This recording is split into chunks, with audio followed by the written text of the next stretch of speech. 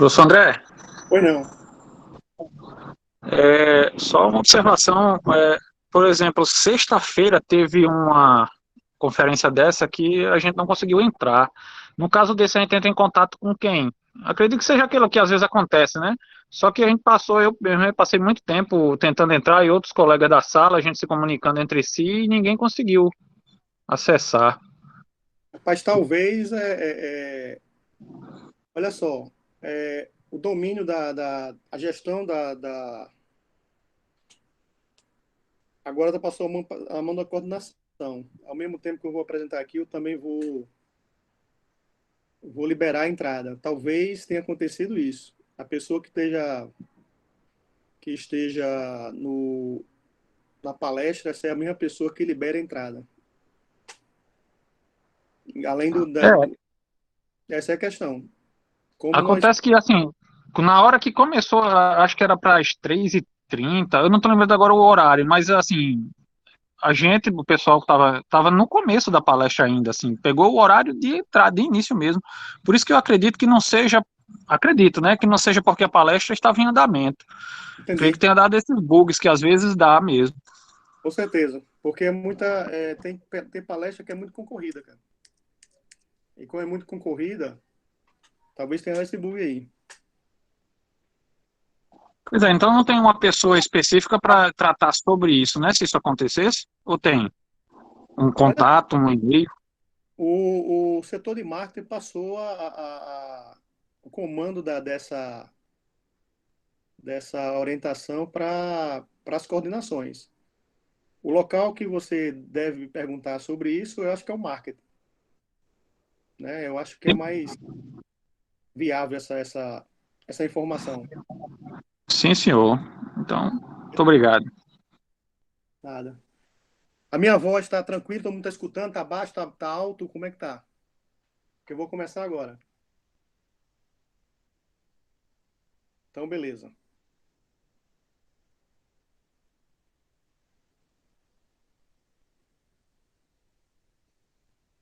Vou aqui para colocar um.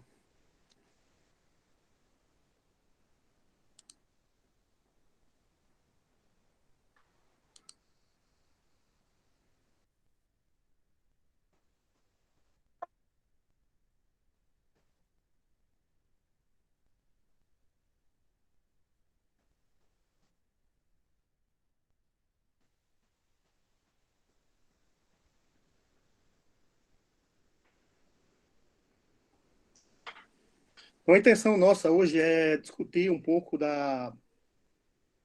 direitos humanos e saúde, né? Condições para a efetivação da pública no Brasil. Então, nessa dinâmica e apresentação, eu gostaria um pouco de paciência para vocês, vai ter hora que eu vou parar, porque eu tenho que autorizar a entrada. Mas como é que eu pensei essa fala, né? Em algumas coisas que, quando a gente fica sentado em casa e a instituição que você apresente debates, né? Também, além das aulas, apresenta relacionados à questão no mundo, né? Eu, nas minhas leituras, né? Tanto de doutorado como também de aulas, né? Sou professor, quem não me conhece, sou professor de Direitos Humanos e Direito Ambiental, além da questão do meu doutorado, está ligado diretamente à questão da educação. Uma coisa vem me chamando a atenção, que eu nunca estudei, né, pormenorizadamente, e nunca me ative até o doutorado de sentar e perceber que existe uma íntima relação entre sociedade, direito, né, principalmente direitos humanos. Não é essa discussão que a gente vê na mídia, né? E sim uma normatização que os direitos humanos vão dar, né? Fortalecimento a essas bases normativas que até então estavam desgarradas. E os direitos humanos vão ser o grande catalisador dessa reivindicação. Então, nesse processo de leitura, me chamou muito a atenção essas relações, né? Que relações são essas? São principalmente relações internacionais. E como isso vai estar sendo recepcionado na nossa normatividade interna. Então, quando foi solicitado uma das extensões, eu pensei em discutir, né, direitos humanos e saúde, condições para a efetivação de uma política pública no Brasil. Política pública seria o ápice, para mim, do que se pensou democraticamente de inserção dessa estrutura normativa de direitos humanos. Eu acho que a política pública seria a parte de planejamento, efetivação de toda essa discussão principiológica, né, de objetivos e finalidades que estão associadas a essa questão normativa. Então, a primeira coisa que eu vou propor um quadro, partindo de quê? Direito à vida consiste no primordial direito do ser humano, posto dele derivam demais direitos. Mais do que se manter vivo, o direito à vida significa a possibilidade de que uma pessoa humana tenha condições de capacitar o pleno desenvolvimento das faculdades físicas, mentais e sociais que lhes são próprias. Então, não é fácil, né, viver. Primeira coisa. Viver por você ficar vivo. Como não é, não é fácil viver só para você ficar vivo, existem condições que são primordiais também para que isso se concretize, né? Como se concretiza? Primeira coisa, para se manter vivo. Condição máxima do direito à vida. Segunda coisa, como, né? Eu preciso de um ambiente. E eu preciso de um corpo. Esse corpo tem que ter ação. Ele é biológico, ele é psicológico, ele é social. Ele é sapien, ele é ludem, ele é faber e ele é demens. Então, tudo isso está associado ao desenvolvimento das faculdades físicas, mentais e sociais que o direito à vida está lhe apresentando. Então, nessa dinâmica que eu estou falando para vocês, né? Nessa dinâmica que eu estou falando para vocês, a,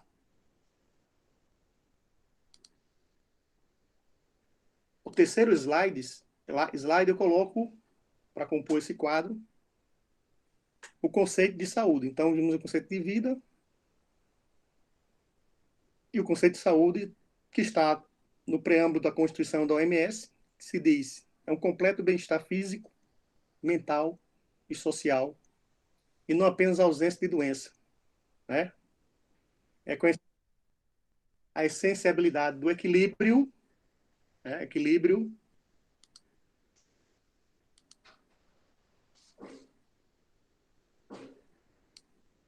do equilíbrio interno e do homem como ambiente. Então, surgem os primeiros questionamentos desse conceito de saúde. Equilíbrio é né? Entre o homem e o ambiente. Então, o conceito de saúde está intimamente ligado ao conceito de vida. Então, surge outra questão em cima disso. Quem é responsável por garantir esse equilíbrio? O Estado? Você? A sociedade? Quem? E, pegando essa condição, eu coloco um elemento fundante que todos precisam da narrativa. Uma narrativa de saúde, uma narrativa de vida, certo? Todos precisam entender claramente o que é saúde e o que é vida.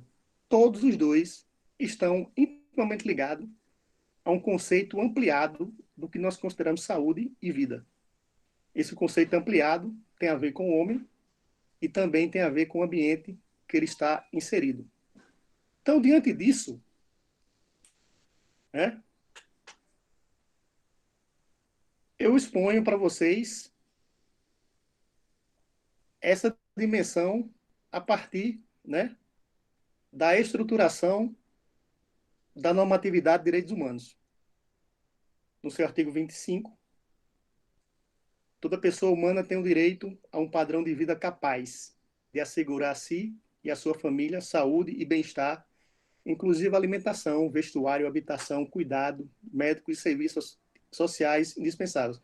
Se você, né, fechasse os olhos e pensasse nos slides anteriores, você veria que saúde e vida estão diretamente ligados a esse artigo 25. Né? Ao mesmo tempo, nesse espelhamento, né, observamos também na Declaração Americana do Direito do Homem, por sua vez, estabelece no artigo 11, a saúde da pessoa é protegida através de medidas sanitárias e sociais que incluem alimentação, roupa, habitação, cuidados médicos e correspondente a um nível permitido pelos recursos públicos e da coletividade. E essa garantia já mais ampliada. Isso não quer dizer que está se contrapondo à questão da declaração. Então, se é para os direitos humanos, quanto mais ampliada ela for, melhor será. E também está nos pactos, né, que foram criados após a declaração, os pactos de 66. Né? Reconhece o direito de toda pessoa a desfrutar os mais elevados níveis de saúde física e mental. Então, isso foi criado, né? Isso foi criado normativamente, através de tratados assinados, né? Os países começaram a se colocar nessa posição. Situando vocês nesse processo, nós estamos terminando uma Segunda Guerra Mundial, uma guerra extremamente violenta, e nós estamos também diante de várias questões postas, né, que foram expostas nesse processo de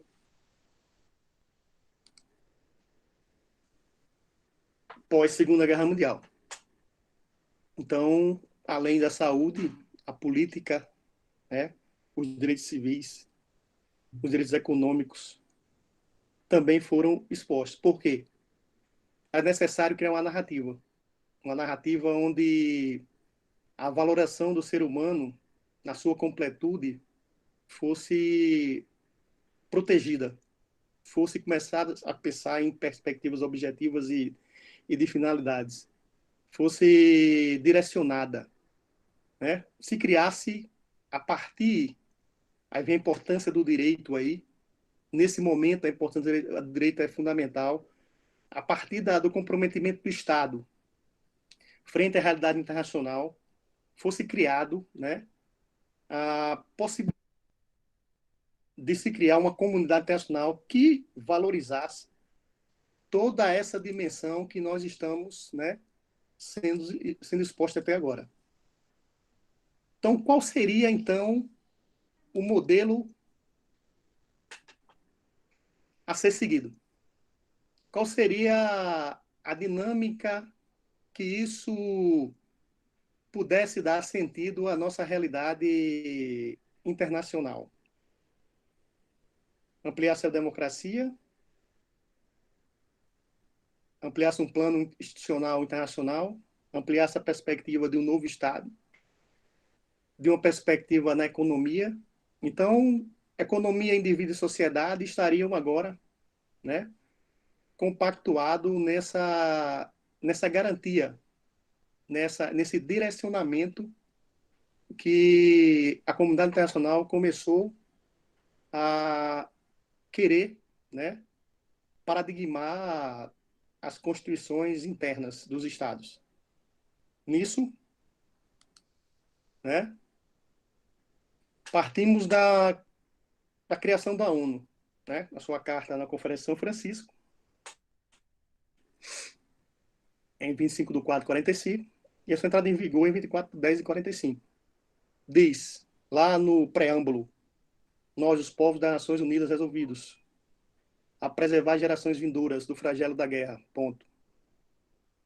Que por duas vezes no espaço da nossa vida trouxe sofrimentos indivisíveis à humanidade.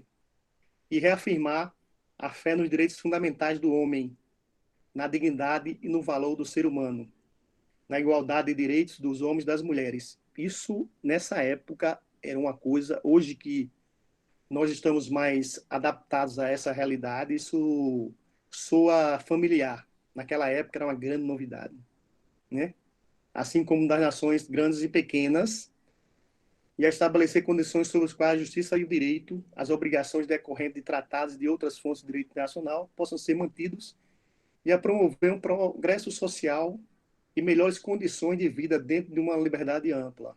Então, assim, se você perceber, né, a questão dos direitos civis, políticos, econômicos, sociais e culturais estavam contemplados, né, logo no preâmbulo da Carta de São Francisco, que criou a ONU.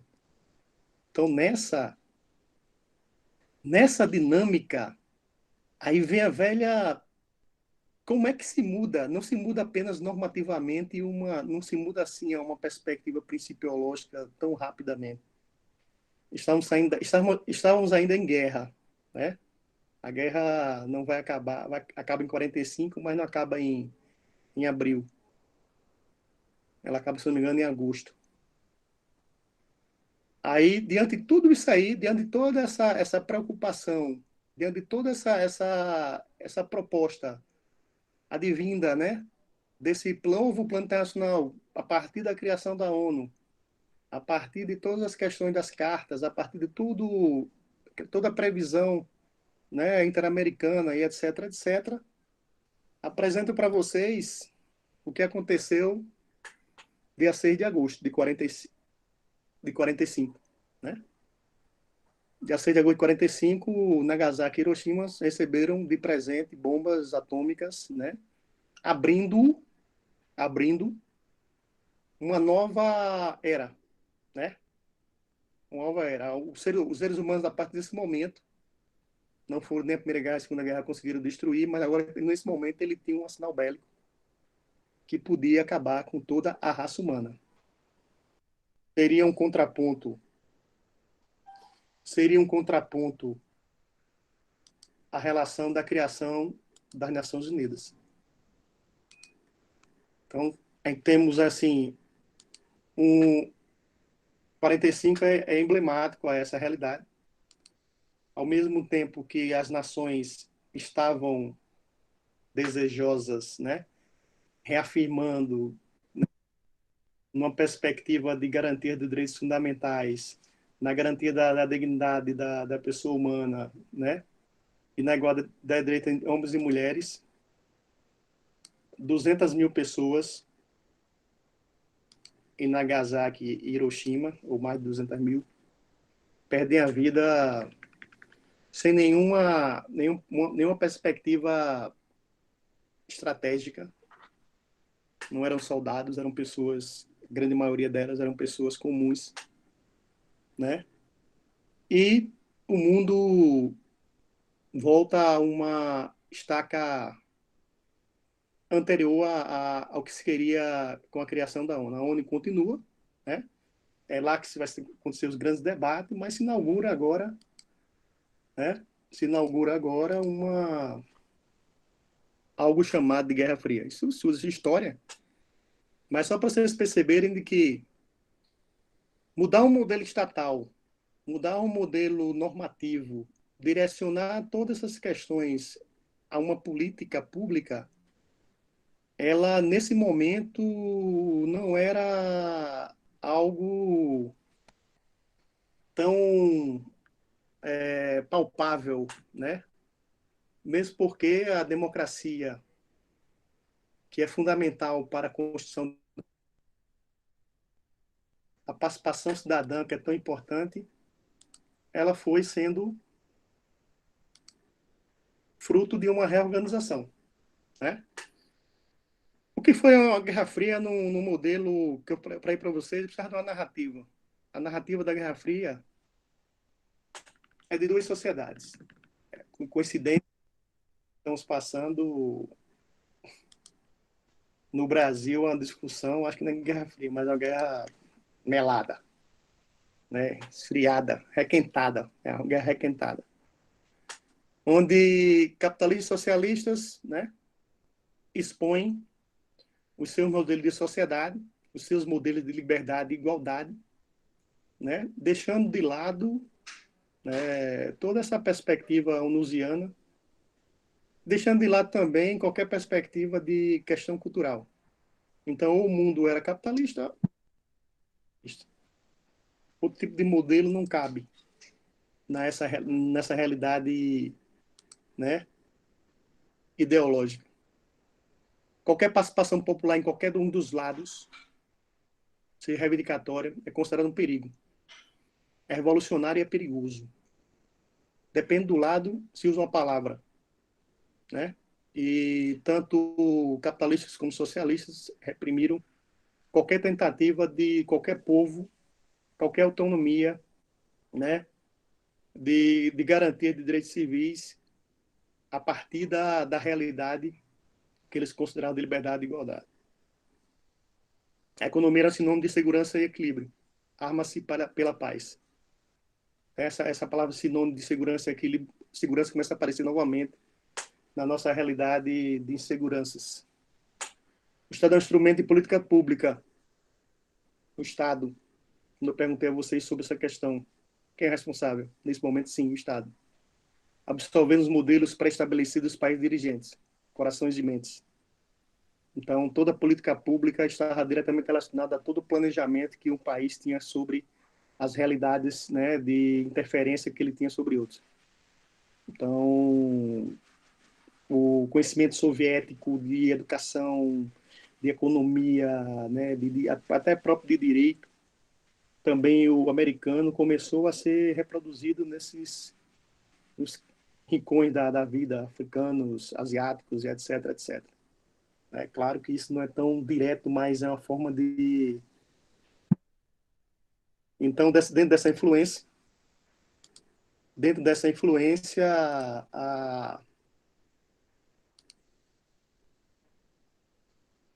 o mundo se apresenta pós-ONU, pós-Segunda Guerra Mundial, né, com um conflito de reivindicações. Se apresenta a tomada de poder pelo Estado, socialistas e comunistas. Cuba, 59, estou dando exemplos, tá? Porque tem muito mais. China, 49, né? Tomada de poder pelo Estado, militares, Brasil, 64, Argentina, 66, né? E reflexões sobre esse poder. Então, é nessa questão que eu me atenho a mostrar para você. Nem todos os povos, né? Nem todos os povos ficaram a ver essa prática da Guerra Fria sendo exposta ao mundo e ficou calado. Então, eu exponho para vocês uma conferência, né? Uma conferência chamada Conferência de Bandung, 55, que nessa conferência é, que tinha o objetivo de mapear o futuro de uma nova força política global, terceiro mundo. Com a criação da ONU, a possibilidade existiu, né? E nisso, visando a promoção e cooperação econômica e cultural afroasiática, como forma de oposição ao que era considerado colonialismo e neocolonialismo por parte dos Estados Unidos e União Soviética. Então, não queremos mais essa interferência americana, né? Não queremos, né? Nós queremos ser autônomos. A Carta da ONU fala sobre isso. A autonomia das nações.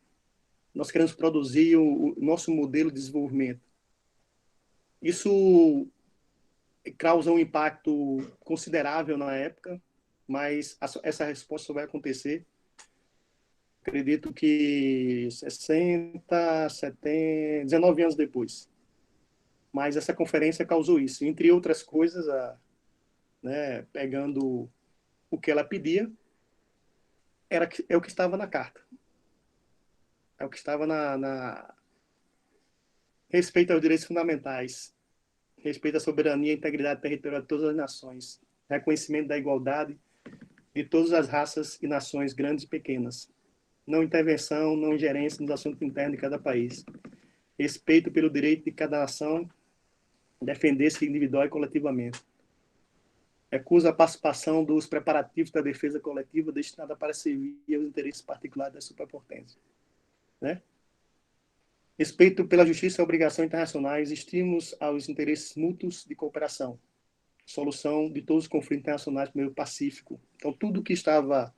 Isso estava sendo apresentado para a ONU. O pessoal apenas retirou a carta debaixo do bolso, ou debaixo da cadeira, e colocou de novo ela em evidência. Então, se colocou ela em evidência, uma parte do mundo não estava satisfeito com essa realidade. Porém, em 1955,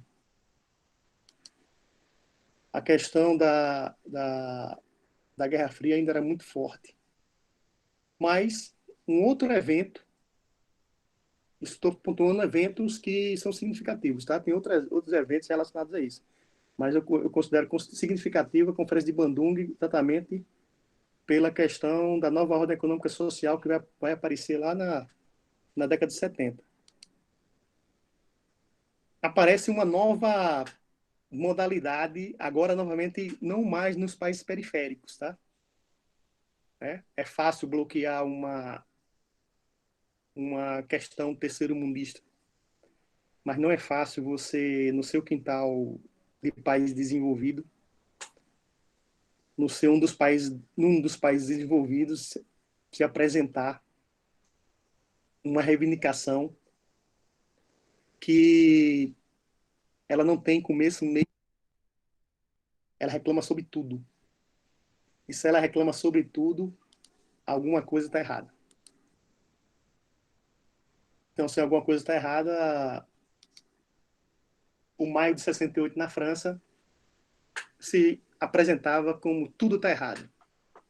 Família, Guerra Fria, drogas, sexualidade e etc, etc.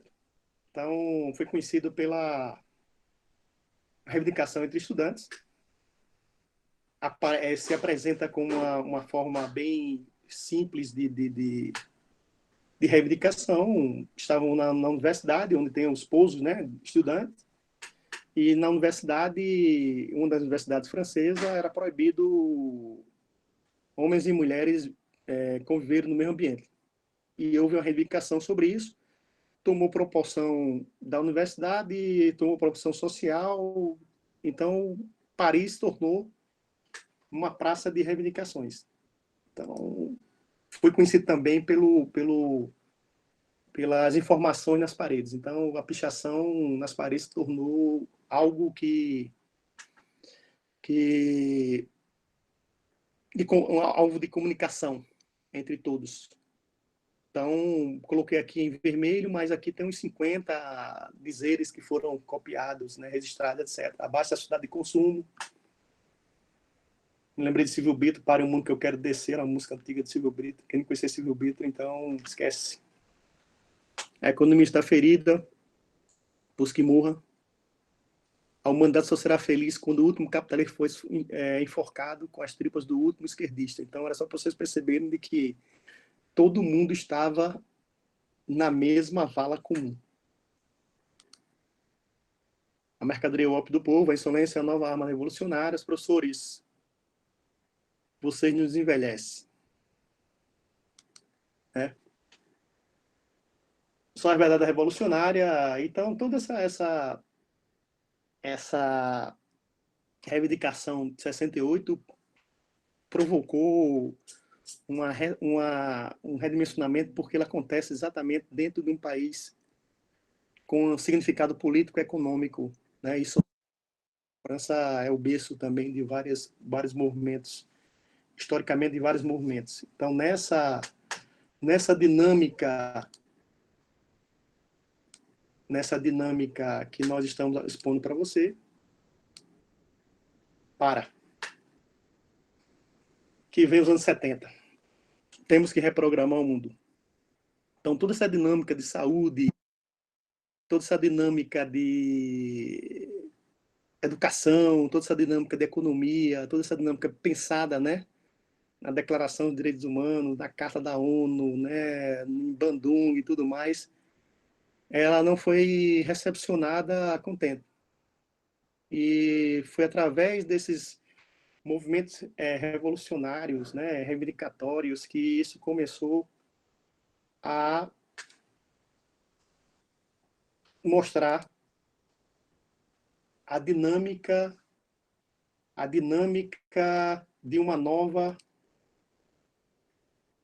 organização, a necessidade.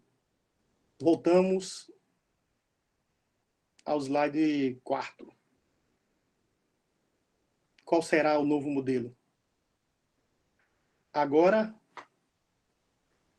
esse novo modelo está dentro de uma década onde nós vamos ter uma grande dinâmica de crises econômicas. Nós vamos ter a apresentação da crise ambiental. Nós vamos apresentar um modelo educacional para o mundo, fruto daquelas reivindicações de 68. É tanto que a pessoa o Faury, né, que cria esse modelo de direcionamento educacional, ele foi o ministro da Economia na época em maio de 68, francês. Então, a primeira grande exposição é a exposição de uma crise ambiental. Toda essa dinâmica econômica da Guerra Fria, de apresentar condições, né, de uma cidade de consumo desenfreada, a inserção de pessoas a essa classe de consumo, provocou o aceleramento da crise ambiental. Então, nós temos agora, né, esse meio ambiente que está lá em saúde, que está naquele equilíbrio, ele se apresenta agora como um desequilíbrio, né? Então, nessa dinâmica, também a necessidade de uma nova educação, né? Como se pensar esse equilíbrio? Como se pensar um modelo de saúde sem a figura do indivíduo? Então, esse relatório, a Unesco, né, uma instituição da ONU, ligada à ONU, apresenta-se, né, para a construção desse novo indivíduo. Quais são as características desse novo indivíduo? Esse indivíduo, ele é científico, tem que ser criativo, tem que ter um compromisso social e ele tem que ser completo, né? Aquela dinâmica que eu falei nos meus slides para vocês. O ambiente, um ser e a vida. Como pensar isso no modelo educacional? Então, o relatório Faury apresenta, né, as características desse modelo. Por outro lado, eu disse a vocês que a década de 70 apresenta dos grandes problemas econômicos, que são as crises, né? Crise de petróleo. E devido a essa questão da relação de apoio americano à guerra, né, travada por Israel e alguns países, né? Os produtores de petróleo aumentam o valor, e nesse aumento de valor, toda uma cadeia produtiva é comprometida. E como é comprometida, os países entram em crises econômicas, né, que se estendem pela década de 80 e 90. Pensar, reestruturar refazer num processo de restauração e reengenharia. Mas antes, estou lembrando daquela questão que eu falei de Bandung, ela se apresenta agora aqui. Quem é que seria agora responsável pela reorganização desse processo? A ONU apresenta uma nova ordem econômica internacional. Temos uma crise, né? Temos reivindicações vindo do terceiro mundo, temos várias outras questões relacionadas a essa dinâmica. Temos uma crise também a esse modelo. Então, a proposta é estabilizar, equilibrar, transferir recursos para os países pobres, industrializar e tecnologia, possibilidade de corporações transnacionais, acesso a mercados, reforma do sistema monetário internacional, maior poder nas discussões internacionais. Então, dado isso, né, o terceiro mundo encontrou aquilo que ele reivindicava, mas encontrou aquilo que ele reivindicava a partir de uma reorganização, né, entre a parte econômica e as reivindicações dos movimentos populares emergentes na década de 70. Preocupação com o meio ambiente, direitos humanos, pobreza, equidade e saúde. Passaram a fazer parte da agenda das instituições do sistema Bretton Woods, Banco Mundial, OMC, né, FMI, etc. Isso também, como eu falei para vocês, não se resolveria em curto prazo. Isso se estenderia por mais 2 décadas ou mais. E, associado a isso, diante de toda essa crise de financiamento, toda essa crise de equilíbrio, toda essa questão, e toda essa necessidade dessa demanda que vem de recepcionar novamente os direitos humanos, né? Pensando na pobreza, na equidade e para conseguir na objetividade de dar ao mundo, né, direcionamento. O mundo financeiro se reúne em 89, chamamos de Consenso de Washington, né? E cria 10 políticas econômicas liberais. O novo modelo, anterior modelo apresentado pelos capitalistas, né, não estava dando a devida resposta ao que as instituições financeiras queriam. E queira ou não queira, é lucro. E lucro não pode ser tão forte assim como eu estou falando. Ele tem que ser trabalhado, ele tem que pegar o seu problema e trabalhar numa condição de eu quero ajudar você, mas eu quero ajudar você sobre algumas discussões, sobre algumas dinâmicas. Essa busca do consenso de Washington vai disciplinar o Estado, né? Aí, regime cambial, reforma tributária, prioridade nos gastos públicos, né? Vai também permitir que o capital se insira, que os investimentos se insiram com mais facilidade. Então, novamente, direito, novamente o Estado, novamente o mundo vai se reorganizar nessa proposta. Então, nessa proposta, voltamos à questão relacionada ao direito sanitário, direito à saúde, né? Já mostrei a vocês, por incrível que pareça, a questão dos pactos que estão aqui.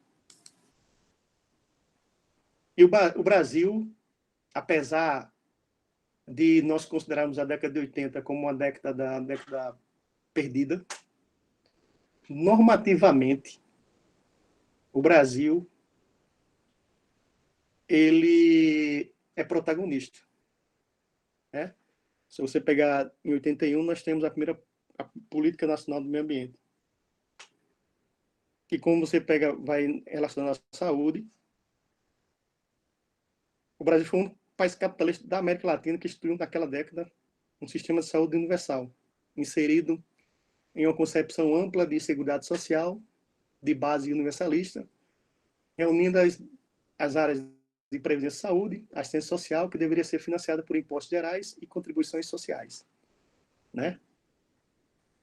Previsto constitucionalmente nos seus princípios de universalidade, integralidade, equidade, acesso universal e descentralização e participação social. Pois bem, a ideia é boa, o princípio estava dado, né? O Brasil é protagonista nessa questão. O problema é o seguinte: faltou fonte de financiamento. Faltou a dotação orçamentária. O grande problema, as ideias foram feitas, mas alguém esqueceu de fazer o lastro econômico. Então, nessa condição, voltando lá com os primeiros slides lá que estão na... A saúde é um direito de todos, dever do Estado, garantindo mediante políticas sociais e econômicas que visem a redução do risco de doenças e de outros agravos e ao acesso universal e igualitário às ações e serviços para a sua promoção, proteção e recuperação. O artigo 196 da nossa Constituição. Então, nessa dinâmica, a ONU retoma essa questão de direitos humanos também, e quando retoma essa questão de direitos humanos, ela retoma falando novamente que é dever dos Estados promover e proteger todos os direitos humanos e liberdades fundamentais, sejam quais forem seus sistemas políticos, econômicos e culturais, né? Então, nessa reafirmação que a ONU faz, nós também apresentamos a nova estrutura narrativa dos anos 80.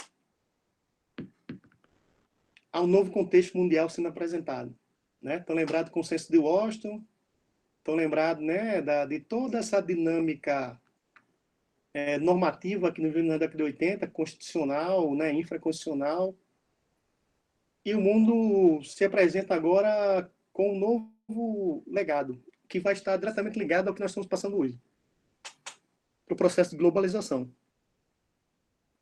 Há um novo modelo de dominação, chamado no neoliberal, consenso de Washington. Há um novo modelo de comunicação, uma sociedade em rede, uma sociedade interligada, né? E um novo modelo educacional.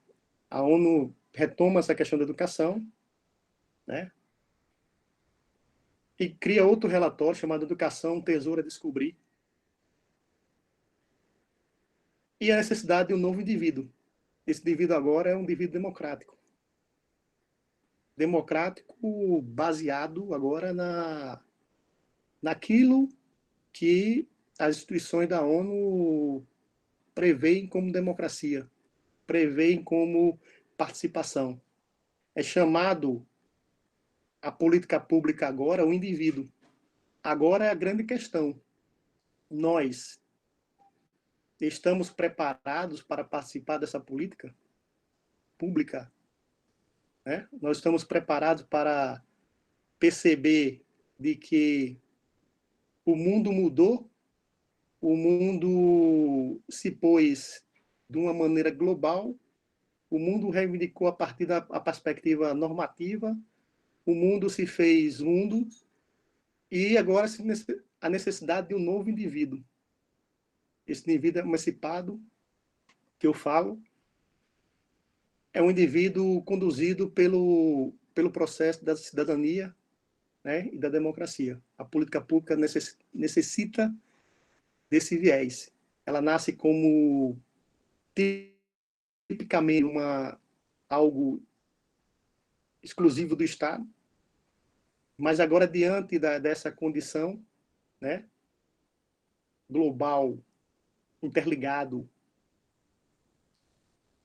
o indivíduo se torna elemento central.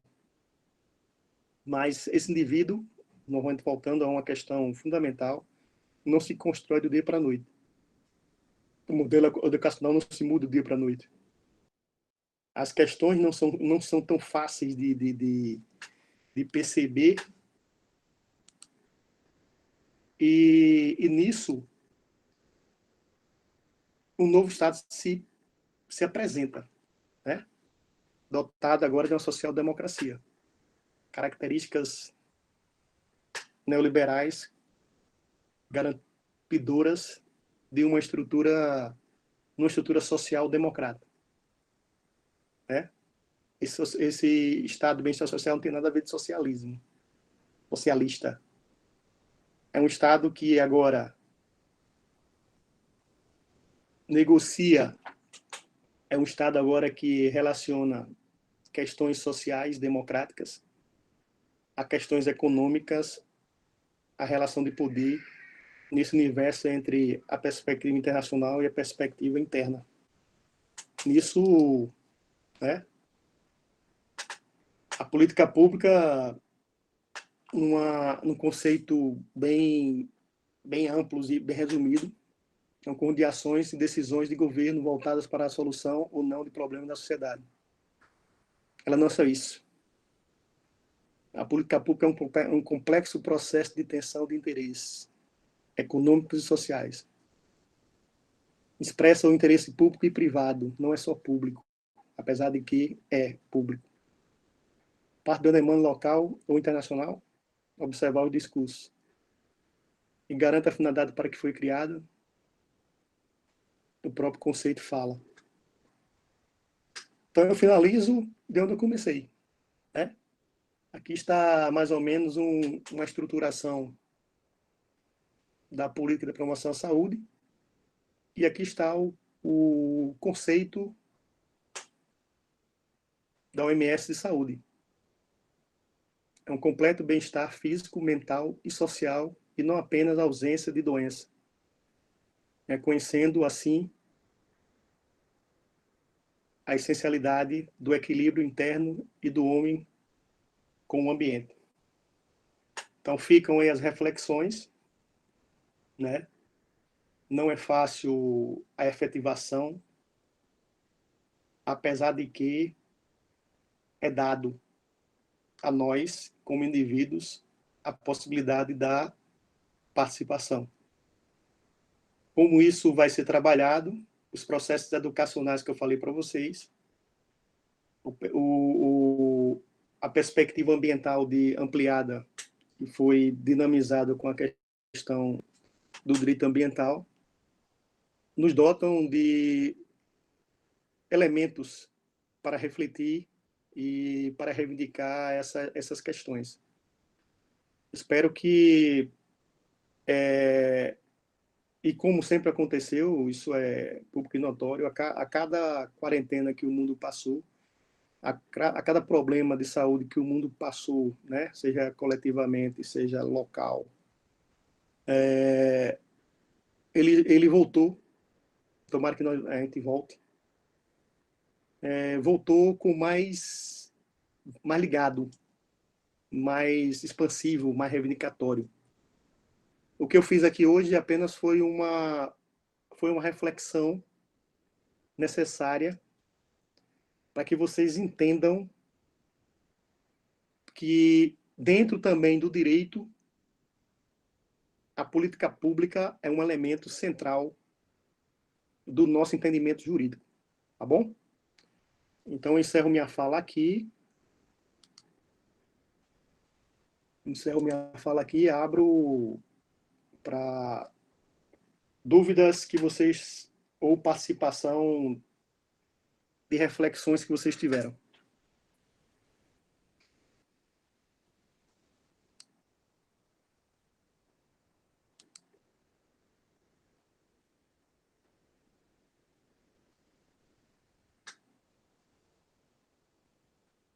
Alguém quer falar?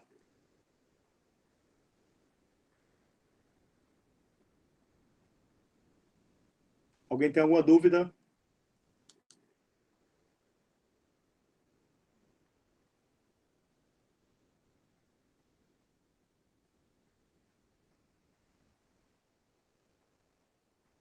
Então, beleza, pessoal. Diante de nenhuma dúvida, nenhum querer participar, está encerrado a nossa extensão de hoje. Felicidade para todos, né? Obrigado pela